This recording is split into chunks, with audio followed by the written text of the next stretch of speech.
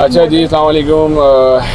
अब संडे का दिन है, आज तो लाइम भी हमारे साथ है, तो आज पूरी फैमिली का ट्रिप है टूवर्ड्स एज यूजुअल।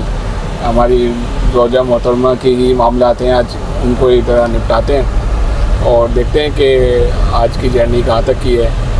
और आज तो गाड़ी भी उनकी है और ड्राइविंग भी उन्हीं की है, तो लेट्स सी। मर्जी भी मेरी है, कहाँ जाएंगे। मर्जी भी उनकी है, तो देखते हैं और इन्जॉय करते हैं उनकी ड्राइविंग को। तो लाइम कैसा फील कर रहे हो? आर यू फीलिंग स्कैरी और फीलिंग रिलैक्स विद मम्मा's ड्राइविंग? चले भाई, लाइम का वोट तो ये है कि मम्मा की ड्राइविंग के साथ बिल्कुल रिलैक्स है, and I am also relax, and she is a good driver और she is doing since long time. तो लेट्स सी कहाँ का ट्रिप है और कहाँ तक जाते हैं। आप भी रहें हमारे साथ। अच्छा जी, आज हम साथ ही थे, तो हमारे साथ एक और बड़ी अहम हस्ती बैठी हुई है और उनका नाम है लाइम। तो मैंने सोचा चलो लाइम का ही आज एक शॉर्ट इंटरव्यू हो जाए और लाइम से पूछा जाए कि वो अपना दिन कैसे गुजारते हैं। तो लेट्स स्टार्ट विद लाइम। अच्छा जी लाइम, आप मुझे बताएं कि आप अपना दिन कैसे गुजारते हैं? पहले तो मैं स्कूल जाता हूँ, फिर 8 घंटे स्कूल में रहता हूँ, फिर घर आता हूँ मैं 4 बजे तक, फिर मैं जाता हूँ ट्यूशन 5 बजे तक। इसकी वजह से मैं तैयार वगैरह होके आधे घंटे के लिए सो जाता हूँ। फिर मैं उठता हूँ 4:50 में, फिर मैं जाता हूँ ट्यूशन।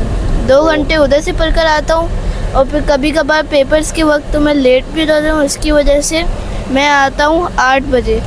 फिर 8 बजे फिर 9 बजे हमारे कारी साहब आ जाते हैं, जिनके साथ हम आधे घंटा पढ़ते हैं, फिर मैं सो जाता हूँ।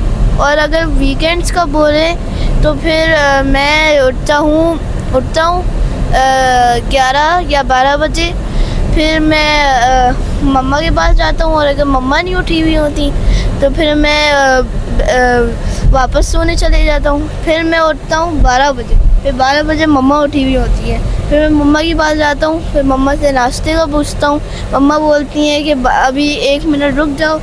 फिर मैं आता हूँ, फिर हम नाश्ता करते हैं, फिर मैं मम्मा और पापा के साथ शारा फैसल जाता हूँ। और आपकी वीडियो के दौरान मैं देख रहा हूँ, इंटरव्यू के दौरान मम्मा का फेस भी मैं कवर कर रहा हूँ, तो मुझे कुछ लग रहा है इसमें कुछ चीज़ें मिसिंग हो रही हैं। तो वो जो मिसिंग पार्ट है वो भी ज़रा एक्सप्लेन कर दें। आप कितना टाइम अपने इलेक्ट्रॉनिक गैजेट्स को देते हैं, कितना टाइम अपने फिज़िकल एक्टिविटीज़ को देते हैं और कितना टाइम आप अदर एक्टिविटीज़ को देते हैं? वो सब तो बीच में मिस हो गया है, सिर्फ ये अच्छी बातें आ गई सारी। टैब जो है वो तो मैं सिर्फ वीकेंड्स के अंदर इस्तेमाल करता हूँ, क्योंकि आपने ये एक रूल बनाया है कि स्कूल डेज़ के अंदर टैब सबमिट करना है, फिर वीकेंड्स के अंदर आप ले सकते हो। अच्छा ये बताओ, आप सबसे ज़्यादा जो आप YouTube चैनल में आप देखते हो, कोई मतलब उसमें आप सबसे ज़्यादा वीडियो किस टॉपिक से रिलेटेड देखते हो? आपका इंटरेस्ट किस सब्जेक्ट में ज़्यादा है? इस्लाम। तो अगर मैं आपसे पूछूं, आपने लास्ट वीडियो कौन सी देखी और उससे क्या सीखा? मैं बताएं, मैंने लास्ट वीडियो इजिप्ट के बारे में सुनी थी, जिसके अंदर देखी थी। ओके। जिसके अंदर हमारे हज़रत उमर बिन ख़त्ताब उन्होंने वो डरे हुए थे, क्योंकि इजिप्ट के ऊपर अटैक करना बहुत ज़्यादा मुश्किल है। पर उन्होंने उनके चीफ ट्रेन से एक मीटिंग बुलाई, तो उन्होंने बोला कि ऐसा नहीं करना चाहिए। पर हमारे हज़रत उमर बिन ख़त्ताब ने अपने कंपेनियन को बोला, अगर उमर बिन ख़त्ताब रज़ियल्लाहु ताला अन्हु, यस, हमारे उमर बिन ख़त्ताब रज़ियल्लाहु ताला, उन्होंने फिर अपने कंपेनियन को बोला, अगर तुम लोग इजिप्ट के अंदर पहुंच गए हो, फिर मैंने लेटर भेजा कि वापस आ जाओ, तो फिर आप मत आना, आप आगे बढ़ जाना। फिर अगर आप इजिप्ट नहीं पहुंचे और अगर आपके पास लेटर आ जाए कि वापस आ जाओ, तो आपको वापस आना है। तो फिर उमर बिन ख़त्ताब ने, जब उनके कंपेनियन रास्ते में थे, उमर बिन ख़त्ताब ने एक मीटिंग बुलाई, जिसके अंदर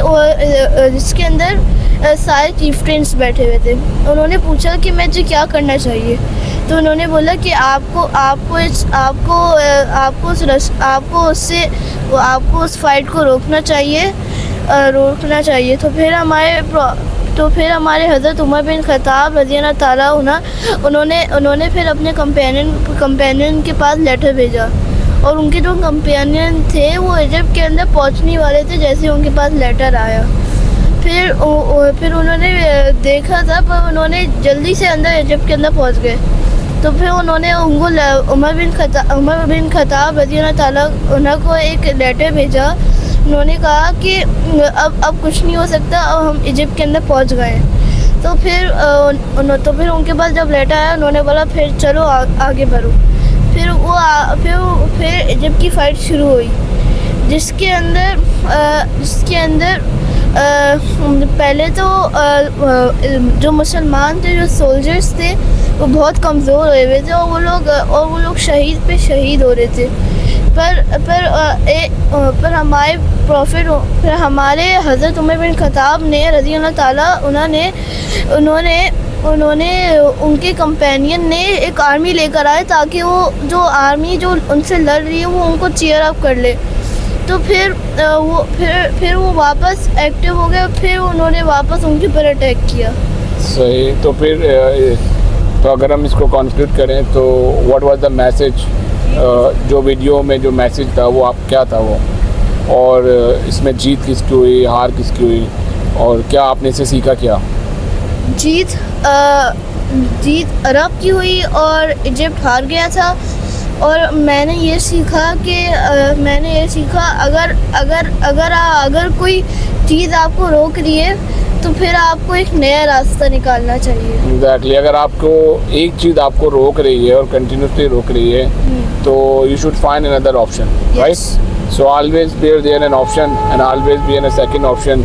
तो हमें ये लर्निंग मिली कि हमें सेकंड ऑप्शन को अवेल करना चाहिए ऑन राइट टाइम। ठीक है, ऐसे ही है। So thank you so much. It was a very good story and it was a very good lesson. और हमें भी इसी तरह अपने आप को देखना चाहिए कि इन केस अगर हम कहीं ऐसे मामलात में स्टक हो गए हैं और हमें लग रहा है कि हम इससे निकल नहीं सकते, तो व्हाट आई रिकमेंड कि आप पहले तो उसे छोड़ें अल्लाह पे, और ये बिलीव रखें कि डेफिनेटली जो भी है ये मेरे अल्लाह की मर्ज़ी से है, और इसके बाद अब कुछ अच्छा ही होने वाला है। सो बिलीव ऑन अल्लाह, और हमेशा बिलीव रखें कि कभी ऐसा हो नहीं सकता ज़िंदगी में जब आपका अल्लाह पे यकीन हो तो आप किसी एक जगह जाके स्टक हो जाएंगे। There always be another way, और उस अपॉर्चुनिटी को अवेल करें और सेकंड ऑप्शन को ढूंढें और उस मसले से निकलें। Thank you so much.